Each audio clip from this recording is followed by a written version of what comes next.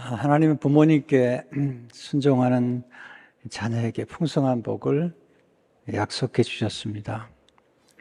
에베소 6장 1절에 3절을 보게 되면 자녀들아 주 안에서 너희 부모에게 순종하라. 이것이 옳으니라. 내 아버지와 어머니를 공경하라. 이것이 약속에 있는 첫 계명이니 이로써 내가 잘되고 땅에서 장수하리라.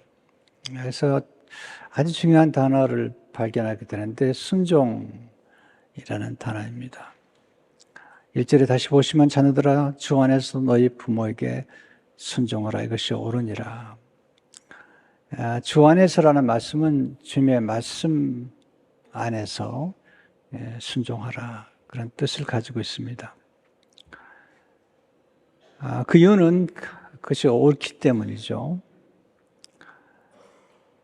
옳다는 것은 인간의 도리를 의미합니다.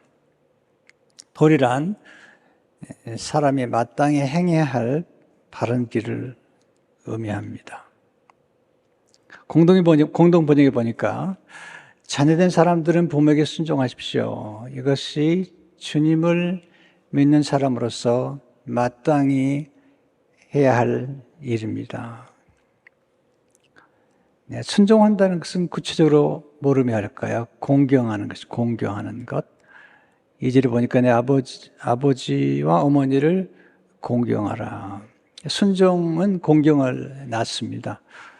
공경이란 공손하게 섬기는 것을 의미합니다. 공손하게. 이 공손하다는 말이 좋은 말인데요. 뜻은 말이나 행동이 겸손하고 예의 바르다라는 것을 의미합니다. 예의 바르다. 예의란 존경의 뜻을 표하기 위하여 예로서 나타내는 말투나 몸가짐을 의미합니다. 그런데 생각보다 자녀들이 부모님을 대할 때 공손하지 못할 때가 좀 있죠.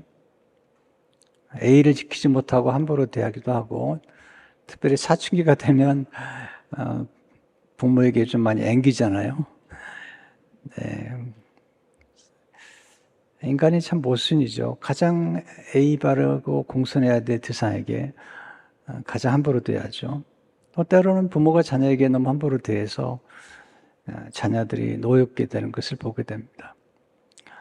하나님은 이제 부모에게 순종하고 공경하게 되면 복을 주신다. 3절에 보니까 이것은 약속이 있는 첫 계명이니 이로써 내가 잘되고 땅에서 장수하리라. 너무나 당연한 거잖아요. 부모에게 순종하고 공경은 너무나 당연한 건데 부모에게 순종하는 사람이 생각보다 많지 않아서 하나님께서 복을 약속해 가면서까지 순종하라고 부탁하시는 거죠. 현대인의 성경에 보니까 그 약속은 계명대로 이로써 내가 잘되고 땅에서 장수하리라. 현대인의 성경에 보니까 그 약속은 계명대로 사는 사람이 복을 받고 오래 살게 된다는 것입니다. 복을 받는다. 부모님께 순종하는 게 얼마나 복된 일인지 오늘 배워야 됩니다. 첫째로 예수님은 순종의 모범이 되시는데 부모님께 순종하신 모범이 되십니다. 예수님의 순종하신 모습이 누가복음 2장 51절에 보면 예수께서 함께 내려가서 나사렛에 이르러 순종하여 받드시더라. 51절에 보시면 여기 순종한 건 부모님께 순종한 거죠. 육신의 부모님께 요셉과 마리아에게 순종하여 받드시더라. 이 번역이 참 좋은 것 같아요. 순종하여 받드셨다. 그냥 순종했다고 할 수 있는데 받드셨다는 것은 공경을 의미합니다.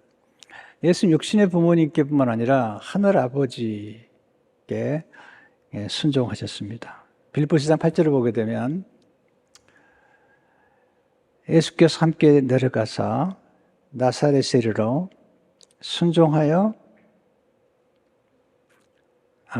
빌립보서 2장 8절을 보시면 사람의 모양으로 나타나사 자기를 낮추시고 죽기까지 복종하셨으니, 그러니까 부모님께 순종할 뿐만 아니라 하늘의 하나님께 죽기까지 복종하셨습니다. 순종이란 보다도 복종이라는 단어가 더 강렬하죠. 예수님의 이렇게 복종의 결과는 하나님 아버지를 공경한 것입니다. 요한복음 8장 49절을 보시면 나는 귀신 들린 것이 아니라 오직 내 아버지를 공경함이거늘 너희가 나를 무시하는도다. 순종, 복종, 공경, 공선 다 좋은 성품이고 복이 따라오는 성품입니다. 두 번째 배우는 교훈은 하나님은 순종하는 성품에 풍성한 복을 담아 두셨습니다. 1절에 부모에게 순종하라. 3절에 이로써 내가 잘되고 땅에서 장수하리라. 이 잘된다는 말은 좋은 일이 일어난다는 것이고요. 또 때로는 어려운 일을 만나도 그 어려움이 좋은 일로 반전이 되는 거죠. 여러분, 순종한다고 고난이 없습니까? 예수님에게도 고난이 있었잖아요. 순종한다고 병이 안 걸립니까? 역경이 없습니까? 순종해도 역경과 시련은 있는 것입니다. 근데 순종하게 되면 하나님께서 우리에게 찾아온 모든 일들을 합력해서 좋게 만들어 주신다는 겁니다. 누가복음 2장 51절 52절을 보게 되면 순종의 결과가 나오는데 이 말씀이 참 제게는 큰 감동이죠. 예수께서 함께 내려가서 나사렛으로 순종하여 받으시더라. 그 결과가 뭐냐면 예수는 지혜와 키가 자라가며 하나님과 사람에게 더욱 사랑스러워 가시더라. 지혜가 자랐고요. 육체가 건강하게 자랐고요. 또 하나님께 사랑을 받았고 사람들에게 사랑을 받아서 사랑스러워 가셨다. 참 너무 좋은 말씀이죠. 순종할 때 어떤 축복이 임할까요? 첫째로 순종할 때 풍성한 지혜를 얻게 됩니다. 지혜. 순종이라는 단어 속에는 듣는다는 뜻이 내포되어 있는데 순종이란 하나님의 말씀을 듣고 그 말씀을 따라 행동하는 것입니다. 그러니까 순종한다는 것은 듣는 거죠. 가끔 부모님들이 자녀 얘기할 때 너 내 말을 듣고 있는 거니? 듣는 거야 안 듣는 거야? 이렇게 말은 순종하느냐 안 하느냐 그런 뜻이죠. 순종하는데 실패했던 사람이 아담이고 또 사울 왕이죠. 사울 왕은 하나님의 말씀에 순종하지 않았습니다. 하나님의 말씀을 듣는데 실패했죠. 그래서 순종과 듣는 것을 똑같이 놨어요. 사무엘상 15장 22절에 보면 사무엘이 이르되 여호와께서 번제와 다른 제사를 그의 목소리를 청종하는 것을 좋아하신 같이 좋아하시겠나이까. 청종. 순종이 제사보다 낫고 듣는 것이 순양의 기름보다 나으니. 청종, 순종이 얼마나 좋은지를 말씀하고 있습니다. 순종과 듣는 것은 하나입니다. 지혜란 듣는 마음이죠. 누가 지혜로운 사람인가? 잘 경청하는 사람이에요. 잘 경청하는 사람. 솔로몬이 하나님께 구한 것은 듣는 마음이죠. 그게 곧 지혜입니다. 왕상 3장 9절에 보면 누가 주의 이 많은 백성을 재판하시사오리까 듣는 마음을 종에게 주사 주의 백성을 재판하여 선악을 분별하게 하옵소서. 분별하다는 것은 지혜로운 거잖아요. 근데 지혜를 얻기 위해서는 듣는 마음을 달라고. 이 듣는 마음이 곧 지혜와 지식이라는 거죠. 역대 1장 10절에 보면 똑같은 내용인데요. 저는 이제 내게 지혜와 지식을 주사.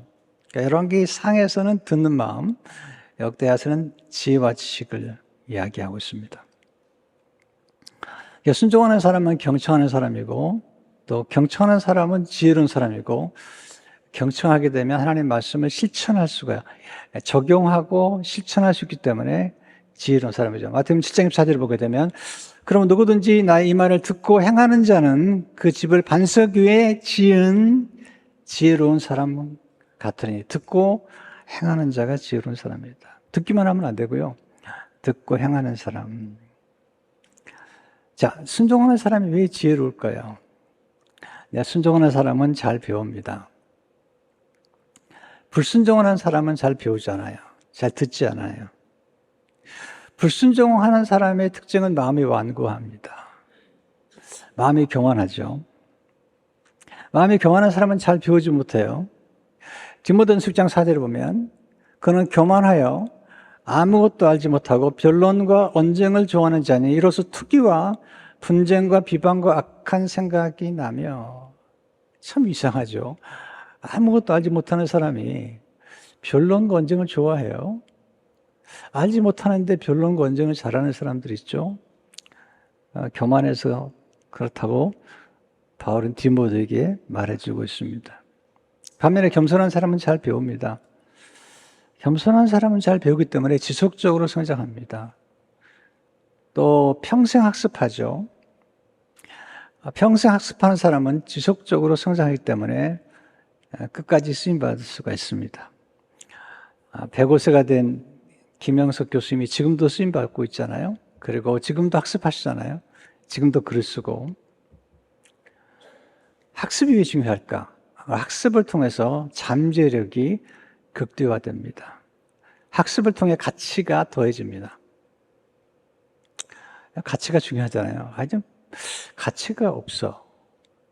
쓸모가 없어. 저 사람은 쓸모 있는 사람이야. 이런 표현을 쓰잖아요. 학습을 통해 우리는 더 가치 있는 사람으로 성장하게 됩니다. 우리가 먼저 알아야 될 것은 우리는 예수님 안에서 실존적으로 이미 가치 있는 사람들이죠. 우리는 하나님 은혜로 십자가를 통해 가치 있는 존재가 되었습니다. 자, 이거 중요한데요. 우리가 성과가 있든 탁월하지 않든 간에 예수 그리스도 안에서 우리 이미 가치 있는 존재가 되어서 하나님의 자녀가 되었고 하나님 나라의 상속자가 되었습니다. 하나님 나라는 성과나 또 성취만 강조하는 나라가 아니잖아요. 존재 자체를 귀히 여기는 나라입니다. 우리 이미 가치 있는 하나님의 자녀입니다. 근데 여기 제가 딜레마가 있었어요. 딜레마가 뭐냐면, 제가 예수님 안에서 분명히 가치 있는 존재가 되었다면, 내가 자존감이 높아야 되고, 열등의식이 없어야 되는데, 제가 목회자가 되고, 제가 미국에 유학을 오는데, 여러 사람이 얘기를 하는 거예요, 저한테. 실력 있는 목사가 되라는 거예요. 실력이 뭐냐는 거예요, 도대체. 목사가 실력이 있다는 게 모르면 거예요. 처음에 사람들에게 많이 무시를 당했습니다.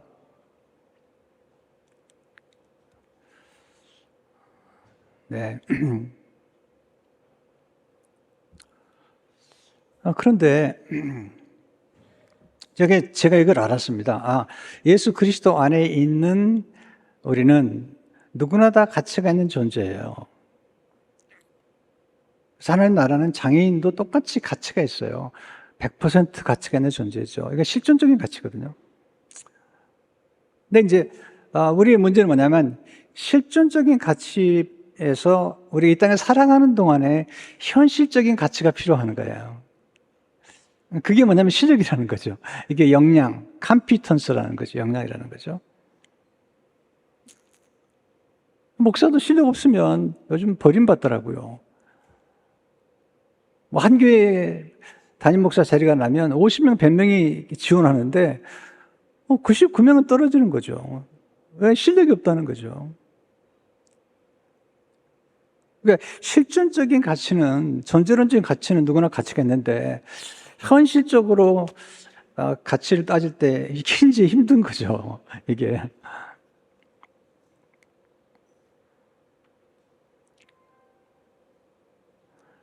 여러분, 제가 현실적인 가치가 좀 있는가요? 없는가요? 네. 한국에 갔더니 많이 초청을 하시던데, 그러면 괜찮은 거야? 안 괜찮은 건가요? 네. 아닙니다. 아니, 제가 박수하라는 얘기 절대 아니에요. 오해하지 마세요. 그건 오해하는 게 제가 무슨 말씀을 강조하려고 그러냐면, 저희 존재적 가치가 하나님 앞에서 얼마나 존귀한 걸 알아요. 그건 실체적인 실력으로 쌓아진 가치보다는 더 귀중한 거고, 아무도 빼앗을 수 없는 가치고 영원한 가치를 우리는 한 사람들이죠. 때문에 실력보다도 중요한 거예요. 왜냐하면 이 땅에 떠날 때 실력은 중요하잖아요. 이 땅에 사는 동안에 실력이라는 가치가 중요하긴 하지만 이 땅을 떠날 때는 실력이라는 가치는 아무 소용이 없어요. 하나님 앞에 갈 때는 예수 그리스도 안에서 하나님의 자녀가 되었다는 그 존재론적인 가치가 정말 중요한 거예요. 근데 문제는 이 땅에 사는 동안에도 이 실력이 필요하다는 거죠. 학습을 통해서 우리는 가치가 증가됩니다. 예수님도 제자들을 키우시잖아요. 예수님 제자들 얼마나 가치가 있어요. 그런데 3년 동안 가르치죠. 나중에 사정제를 보면 그들이 원래 학식이 없는 자들인데 그 말을 너무 잘하는 거예요. 베드로가 설교를 잘하는 거예요. 깜짝 놀라는 거예요. 예수님의 3년 동안의 교육을 통해서 그들이 학습을 통해서 가치를 더해가는 거죠. 모세는 노예의 아들인데 그가 애국 군중에서 공부함으로 이 땅에 사는 동안에 실제적인 가치가 높아진 거죠. 다니엘도 마찬가지고. 그런 면에서 학습이 중요하다는 것을 알아야 되고 또 겸손하게 우리의 실제적인 가치를 늘려갈 수 있도록 계속 공부하는 것 자체를 무시해서는 안 되는 거죠. 근데 이게 불순종하는 사람들이나 거역하는 사람들 보면요, 자기 주장이 강해요. 너무 똑똑해요. 너무 똑똑해서 남의 말 안 들어요. 하나님 말씀 잘 안 듣잖아요. 하나님 말씀을 무시하잖아요. 그게 이제 사울 왕이 불순종함으로 버림받은 거죠. 사무엘상 15장 23절에 보면 왕이 여호와의 말씀을 버렸으므로 여호와께서도 왕을 버려 왕이 되지 못하게 하셨나이다. 순종하면 더 가치 있는 인물로 성장하게 되고 또 요긴하게 쓰임받는 것입니다. 두 번째로 순종할 때 말씀의 능력을 경험하게 됩니다. 하나님의 말씀은 능력입니다. 능력. 근데 순종하지 않으면 이 말씀의 능력을 잘 경험하지 못하죠. 어떤 분들은 어떤 말씀은 순종하지만 어떤 말씀은 순종하지 않아요. 여러분, 순종하는 사람은 말씀의 능력을 경험합니다. 또 하나는 순종하는 사람만이 아는 시기가 있습니다. 제가 보면 이제 교회생활 오래 하는 분들 가운데도 어떤 분들은 11조의 말씀은 절대로 순종하지 않아요. 11조는 나와 상관이 없다고 생각해요.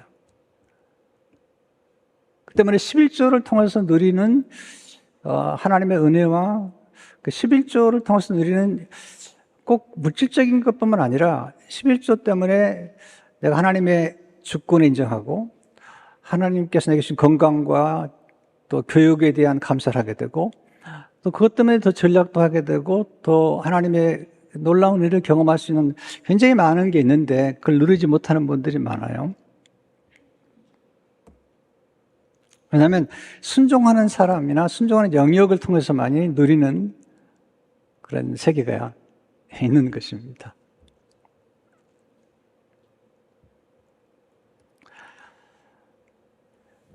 가나안 잔치에 포도주가 떨어졌죠. 그때 예수님의 어머니가 예수님께 문제를 알려드리고 기도하죠. 그리고는 이제 어머니가 하인들에게 부탁을 하죠.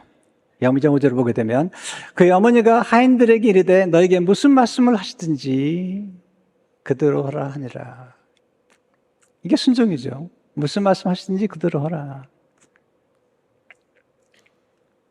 그 결과 물이 변하여 포도주가 되는데 나중에 연회장에게 물을 떠다주죠.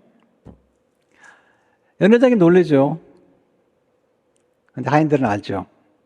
이게 기가 막힌 얘기예요. 요한복음 2장 7절 9절을 보게 되면 예수께서 그들에게 이르시되 항아리에 물을 채우라 하신즉 아기까지 채우니 이제는 떠서 연회장에게 갖다 주라 하시매 갖다 주었더니 연회장은 물로 된 포도주를 맛보고도 어디서 났는지 알지 못하되 물 떠온 하인들은 알더라. 왜냐하면 하인들은 순종했잖아요. 여러분, 6항아리에 물을 채우는 게 보통 일이 아닙니다.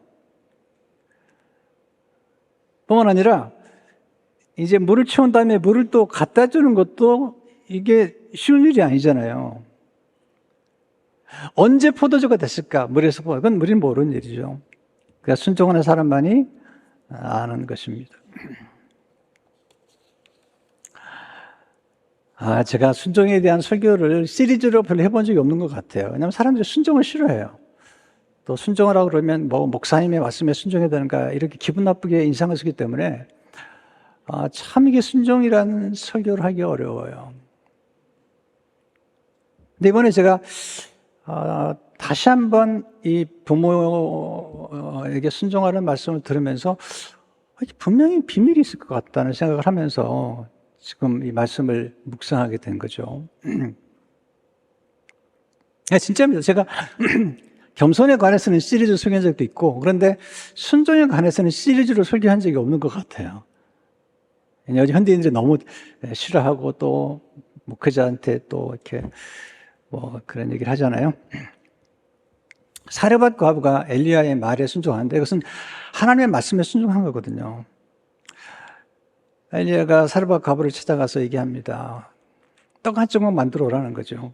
사르밧 과부가 기가 막힌 얘기를 해요. 열왕기상 10장 12절을 보게 되면 통에 가루 한 움큼과 병에 기름 조금으로 떡을 만들어 아들과 먹고 그 후에 죽으리라. 기가 막히죠. 기근이 왔고요.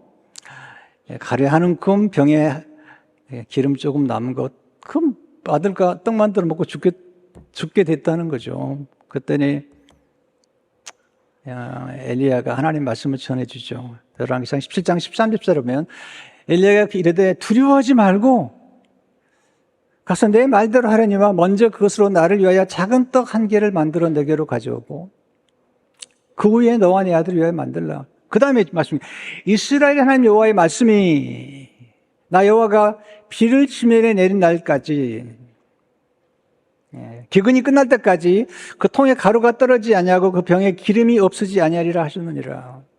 순종하면 이런 기적을 경험하는 거죠. 네, 순종하죠.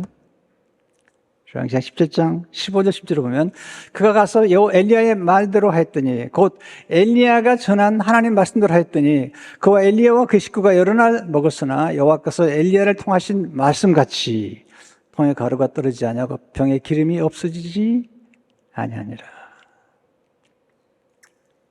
하나님의 말씀에 순종하기 전까지는 깨닫지 못하는 것들이 있는 것입니다. 이게 이제 말씀의 세계인데요. 기도하라 그러면 기도하면 기도 응답의 역사가 경험되죠. 에베소에 보면 내가 구하는 것과 생각하는 것보다 더욱 넘치게 하시겠다. 저는 구하는 것과 생각하는 것을 통해서 기적을 많이 경험했어요. 정말 놀라운 경험들을 많이 했어요. 기도하는 가운데 하나님의 응답을 정말 많이 받았습니다. 그것도 순종하는 거잖아요. 세 번째, 순종하면 하나님과 사람들에게 사랑스러워지잖아요. 예수님께서 하나님과 사람들에게 사랑스러워 가시더라. 누가복음 2장 52절에 나오죠. 사랑스러워 가시더라. 여러분, 사랑스러워 가는 게 얼마나 좋아요. 공동번역에 보니까 하나님과 사람의 총애를 더욱 많이 받게 됐어요. 그래서 부모님께 순종했더니 하나님과 사람에게 사랑을 받았고 사람들에게 총애를 더욱 많이 받게 되었다. 더욱 많게. 더욱 많이. 여러분 자녀가 사랑받는 자녀가 되길 원해요? 아니면 미움받는 자녀가 되길 원해요? 대답 안 하셔도 돼요. 여러분, 사랑받는 사람이 되고 사랑스러워지려면 순종하면 돼요. 순종하면. 왜냐하면 순종이라는 것은 내가 사랑하는 것만큼 순종하는 거죠. 사랑하는 것만큼 순종하는 거죠. 앤드류 모레이는 이렇게 말하죠. 순종은 사랑에서 나오며 사랑에 의해 감동된다. 그리고 이 순종은 하나님의 사랑으로 들어갈 수 있는 길을 열어준다. 바울은 성령 충만한 부부 사이에 얘기할 때 남편은 아내를 위해서 목숨을 낼 만큼 사랑하고 아내는 남편에게 순종하는데 신부된 교회가 그리스도에게 순종하듯 순종하라. 에베소서 14절을 보게 되면 그러므로 교회가 그리스도에게 하듯 아내들도 범사에 자기 남편에게 복종할지니라. 비밀이 어디 있을까요? 사랑에 있습니다. 사랑. 여러분 자꾸 완고하고 거역하면요 사랑받지 못합니다. 순종하면 사랑을 받게 돼 있죠. 사랑스러워집니다. 요한복음 14장 21절을 보게 되면 나의 계명을 지키는 자라요. 옛날에 성경은 나의 계명을 가지고 지키는 자. Whoever has my commands obeys them. 누구든지 나의 계명을 가지고 지키는 자라야. 거기 지킨다는 말이 obey예요. 나를 사랑하는 자인 나를 사랑하는 자는 내 아버지께 사랑을 받을 것이요 나도 그를 사랑하여 그에게 나를 나타내리라. 그러니까 순종하면 사랑받게 되고 사랑스러워지는 것입니다. 네 번째, 불순종 때문에 저주가 임하고 순종을 통해 복이 임했죠. 아담의 불순종 때문에 저주가 임하죠. 저주란 말이 처음 나오는 게 창세기 3장 17절이에요. 아담에게 이르시되 내가 내 아내의 말을 듣고 내가 내게 먹지 말라 한 남 열매를 먹었은즉 땅은 너로 말미암아 저주를 받고, 이 저주랑이 나오죠. 불순종의 결과입니다. 근데 마지막 아담이신 예수님께서는 순종하심으로 저주를 우리에게 없애버리시고 우리에게 복을 주셨어요. 저주는 단절을 의미하죠. 공급이 단절되는 걸 의미하죠. 또 하나님과 인간이 관계가 단절되는 것.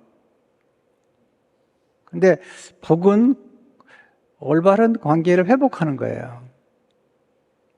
제가 다음 주간에 말씀드리겠지만 의라는 것은 관계를 회복하는 거예요. righteousness라고 그러는데 right relationship. 이게 이제 의에 이르는 길이죠. 예수님 오시면서 우리가 의롭게 되었고 하나님과 우리 사이가 연결되었어요. 그래서 생명의 흐름이 우리에게 다시 시작된 것입니다. 순종하면 복이 따라다녀요. 우리가 복을 쫓아간다고 복이 오는 게 아니잖아요. 행복을 쫓아간다고 행복이 우리에게 오는 게 아니잖아요. 행복하려면 행복이 쫓아오도록 남을 섬기고 다른 사람을 윤택하게 하면 행복이 따라오죠. 순종하면 복이 따라와요. 신명기 28장입니다. 신명기 28장 23절에 보면 내가 내 하나님 여호와의 말씀을 청종하면 이 모든 복이 내게 임하며 내게 이르리니 성읍에서도 복을 받고 들에서도 복을 받을 것이며 6절에 보시면 내가 들어와도 복을 받고 나가도 복을 받을 것이니라. 세 번째, 순종은 아름다운 성품들과 조화를 이루는 성품입니다. 이 순종이라는 성품은 모든 좋은 성품의 뿌리가 되는 거예요. 왜 하나님이 순종하라고 말씀하셨을까? 왜 원죄의 뿌리가 불순종과 교만이었을까? 불순종이 먼저인데요. 교만이었을까? 생각을 하는 중에 하나님이 순종하라는 이유가 있고 예수님께서 죽기까지 순종하신 이유를 이번에 많이 깨닫게 됐어요.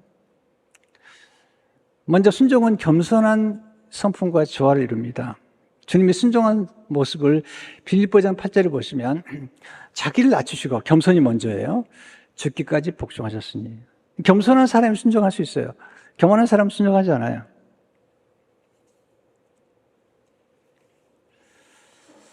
놀라운 사실은 이 순종과 겸손이 같이 오는데 하나님이 겸손한 사람에게 엄청난 복을 약속하신 거예요. 잠언 22장 4절에 보면 겸손과 여호와를 경외함의 보상은 여호와를 경외함이 지혜의 근본이에요.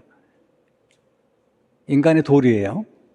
그런데 겸손과 여호와를 경외함의 보상은 재물과 영광과 생명이니라.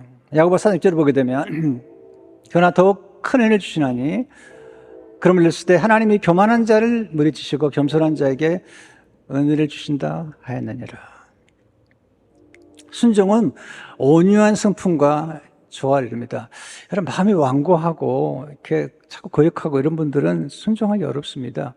불순종의 뿌리는 완고한 마음이에요. 사무엘상 15장 23절에 보면 완고한 것은 사신 우상에게 절한 죄와 같음이라. 왕 여호와의 말씀을 버렸으므로 사울 왕이 완고했습니다. 완고란 딱딱하게 굳은 것을 의미합니다. 마음에 딱딱하고 굳으면 하나님 말씀이 들어갈 수가 없고 뿌리를 낼 수가 없죠. 온유한 부드럽고 따뜻한 것입니다. 완고함에서 완악함이 나옵니다.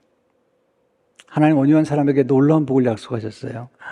시편 30편 12절에 보면 그러나 온유한 자들은 땅을 차지하며 풍성한 화평으로 즐거워하리로다.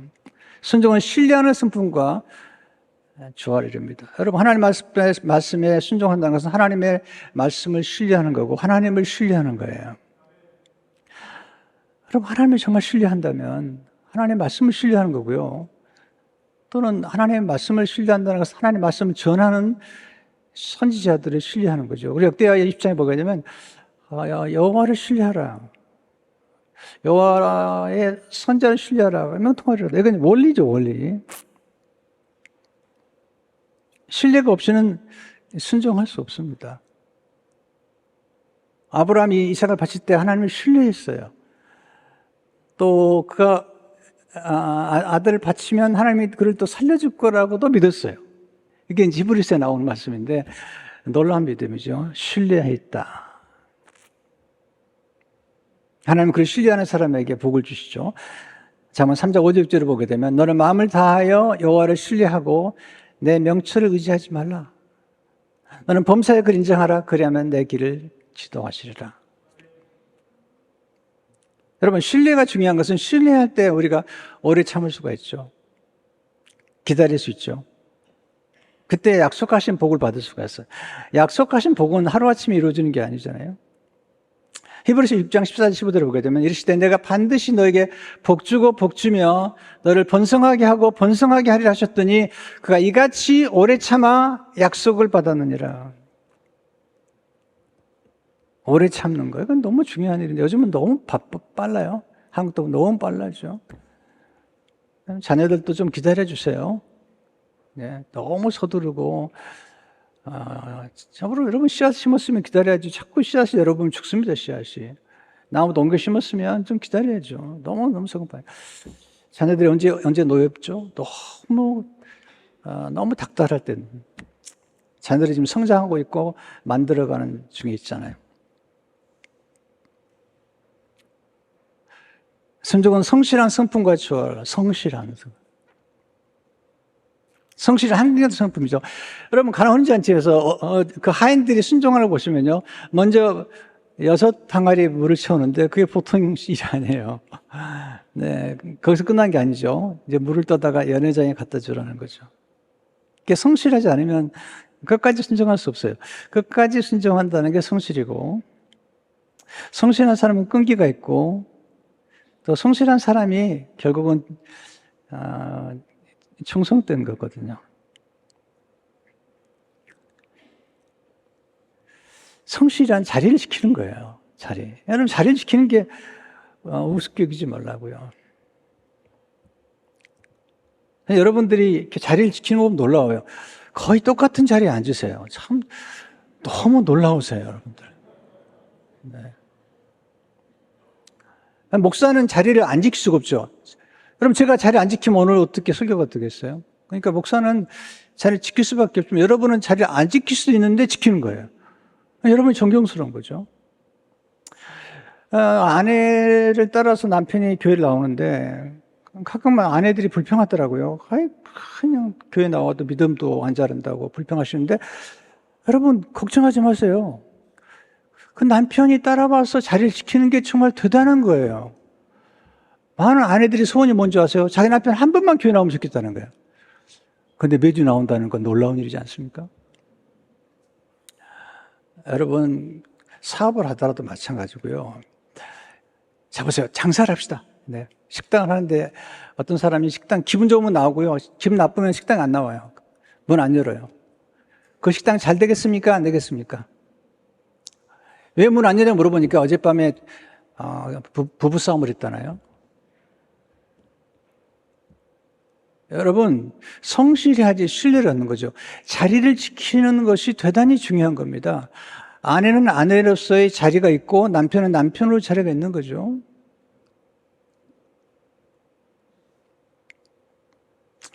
여러분, 가룟 유다의 죄가 뭐죠?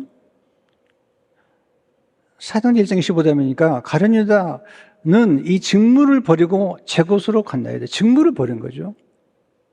자리를 벗어난 겁니다. 그것까지 순종하는 거, 이게 진짜 성실한 거예요. 솔로몬이 아버지를 생각하죠. 우리 아버지는 성실한 분이었다고. 열왕기상 3장 6절에 보니까 솔로몬이 이르되 주의 종 내 아버지 다윗이 성실과 공의와 정직한 마음으로 주와 함께 주 앞에서 행함으로 주께서 그에게 큰 은혜를 베푸셨고 주께서도 그를 위하여 이 큰 은혜를 항상 주사 아들에게까지 솔로몬에게까지 큰 은혜가 임했다. 첫 번째가 성실.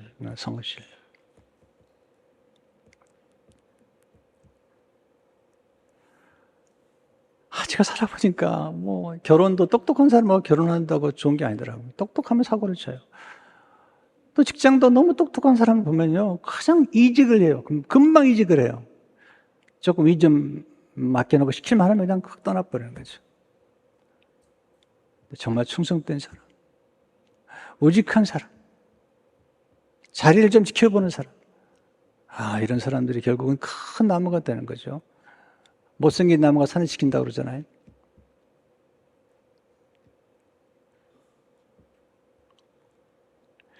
제일 좋은 신랑감은 뭘까요? 스펙이 좋을까요? 성실한 사람이 좋은 거예요. 만약 어떤 청년이 매일 새벽도 나온다. 그 청년과 결혼해도 괜찮아요.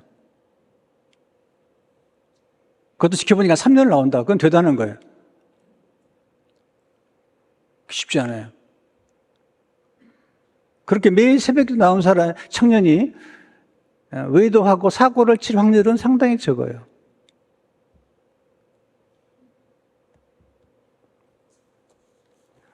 결혼을 해보니까요, 제일 중요한 게 성실한 것 같아요.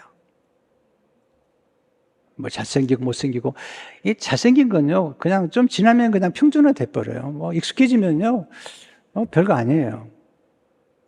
그래도 잘생겨 좋다고 그러는데, 좋아요. 근데, 그런 꽃미남들이, 그렇더라고요. 순종은 존중의 성품과 조화를, 존중이 중요하잖아요. 존중이란 상대방을 존귀 여기는 거예요. 상대방을 존귀 여길 때 우리가 순종할 수 있죠. 하나님을 존귀 여기고 하나님 말씀을 존귀 여길 때 순종할 수 있잖아요. 하나님을 정말 가치 있는 분을 여긴다면, 하나님이 나를 위해 십자가에서 아들을 희생할 만큼 그런 존귀한 분으로 생각한다면 하나님께 우리가 순종하지 못할 게 뭐가 있죠? 하나님 이렇게 말씀하시죠. 3에서 3절이니까 나를 존중히 여기는 자는 내가 존중히 여기고 나를 멸시하는 자를 내가 경멸하리라. 근데 여러분, 존중히 여길 때 제가 부탁드린 것은 여러분들이 존중히 여길 만한 사람은 존중히 여기는 건 누구나 가능해요. 그러나 여러분들이 일반적으로 만나는 모든 사람들, 특별히 식당에 가서 여러분들 음식을 대하거나 이럴 때 좀 정말 존중히 여기면 좋겠어요. 너무너무 좀 그래요. 한근태 씨가 쓴 유머에 관한 책을 좀 읽었는데, 그 중에 한 얘기가 좀 생각이 나네요. 해드릴까 말까요? 안 하면 좋고. 근데 이미 시작한 말이니까 해드려야 되겠는데.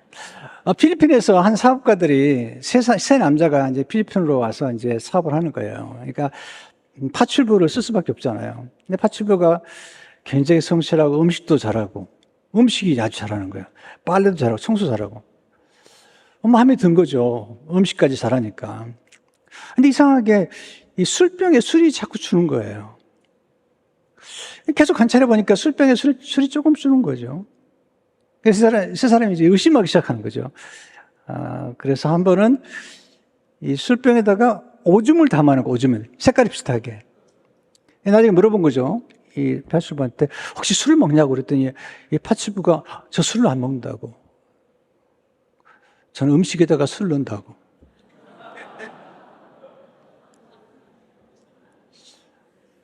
이해가 안 되는데 우리가.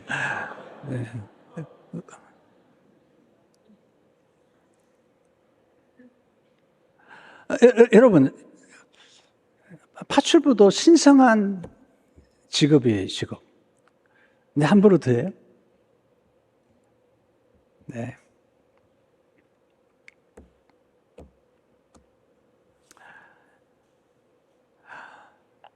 여러분, 한 사람의 인격은 자기보다 더 아래에 있는 사람을 어떻게 대하느냐에 따라서 그분의 인격과 품격이 결정되는 거예요. 제발 우리 교회 성도님들은 이렇게 거스름 부리지 말라고요. 식당 같은 거 가가지고 이게 허대입니다, 허대. 아무런 소용이 없어. 여러분 존경하지 않아요. 뒤에서 욕해요. 뒤에서 욕하는 사람이 되겠습니까? 아니면 존경받는 사람이 되고 싶습니까? 저는 요즘 이런 생각을 해요. 내가 모든 사람에게 사랑받기 어려운 것 같아요. 저를 싫어하는 사람이 있으니까. 그러나 내가 모든 사람의 존경을 받고 싶어요. 그 말은 무슨 얘기냐면 우리의 경쟁자나 우리의 원수라도 저 사람은 괜찮은 사람이야. 네. 사울 왕이 다윗을 보면서 감동해가지고 다윗을 존중해요. 사마리아하고 제갈검령이 서로를 존중해요. 네. 어떻게 지도자가 되면서 모든 사람의 사랑을 받겠어요? 어떤 걸 결정을 해야 되고, 어떤 건 결단을 내려야 되는데, 결단하는 단계에서 모든 사람에게 다 사랑을 받기는 어렵잖아요. 그러나 시간이 지나면서, 그분이 그럴 수밖에 없는 결정에 대해서는 우리가 존중을 받을 수 있는 거잖아요. 예수님의 순종을 통해서 우리가 영원한 복을 받게 됐습니다. 여러분, 순종이라는 게 영향이 커요. 아버지의 순종이 아들에게 축복이 돼요. 우리 이거 생각하지 않죠? 내가 잘못해도 자녀가 잘하면 되지. 그런 생각을 하기도 하는데요. 성경은 그렇게 가르치지 않습니다. 그 순종이나 우리 삶은 영향력이 있습니다. 아브라함이 순종하죠. 이삭을 하나님께 바치는 순종하는데 신앙의 절정이죠. 아브라함이 창세기 14장에 보게 되면 멜기세덱에게 11조를 드리죠. 그러면서 이제 순종이 점점 커지는 거죠. 그리고 이삭에게 절정을 맺죠. 나중에 이삭이 흉년의 때에 하나님 찾아오셔서 이삭을 축복하시면서 하시는 말씀을 제가 몇 번 인용했죠. 창세기 26장 4절을 보면 내 자손을 하늘의 별과 같이 번성하게 하며 이 모든 땅을 내 자손에게 주니 내 son으로 말미암아 천하 만민이 복을 받으리라. 이는 아브라함이 내 말을 순종하고 내 명령과 내 계명과 내 윤리와 내 법도를 지켰음이라 하시니라. 내 아버지 아브라함이 내 말을 순종했기 때문에 내가 너를 축복하겠다는 거죠. 아담의 불순 때문에 저주와 심판이 맺죠. 그러나 예수님의 순종으로 의로운 행위로 우리가 의롭게 됐죠. 로마서 5장 18절 19절을 보게 되면 그런즉 한 범죄로 많은 사람이 정죄에 이른 것 같이 한 의로운 행위로 말미암아 순종이죠. 많은 사람이 의롭다 하심을 받아 생명에 이르렀느니라. 한 사람이 순종하지 아니함으로 많은 사람이 죄인 된 것 같이 한 사람의 순종하심으로 많은 사람이 의인이 되리라. 영향력이죠. 앤드류 모레는 순종은 우리가 그리스도 안에서 상속받은 가장 귀한 보화 중에 하나다. 돈 상속하는 거 되게 좋아하잖아요. 어제 어떤 유튜버 그러더라고요. 10억, 30억 이 정도 받아가지고는 싸우지 않는데요. 근데 100억이 넘어가면 그때부터 소송한대요.